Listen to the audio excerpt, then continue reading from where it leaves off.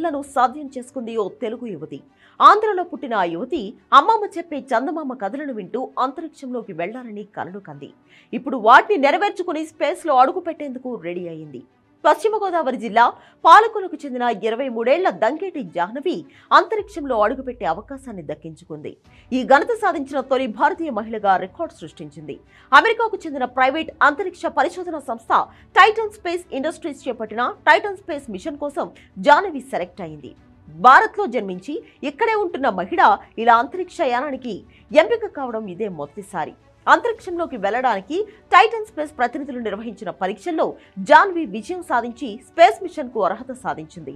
ఈ టైటన్ స్పేస్ రోదసీలో భారీ అంతరిక్ష కేంద్రాన్ని నిర్మించనుంది. అంతరిక్షంలో వాణిజ్య పర్యాటక కేంద్రంగా దీన్ని తీర్చిదిద్దనున్నారు. ఇందులో భాగంగానే కొందరు అంతరిక్షంలోకి పరిశోధక వ్యోమగాములు, పర్యాటకులను తీసుకెళ్లనుంది.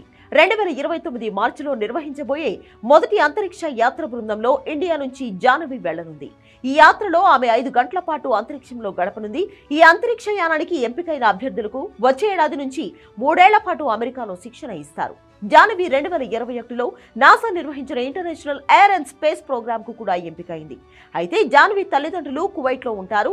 అమ్మమ్మ దగ్గర పెరుగుతూ చందమామ కథలు వినేది. అప్పటి నుంచి తనకు అంతరిక్షంలోకి వెళ్లాలనే కోరిక ఉండేదట. ఇప్పుడు ఆ కోరిక నెరవేరబోతుంది.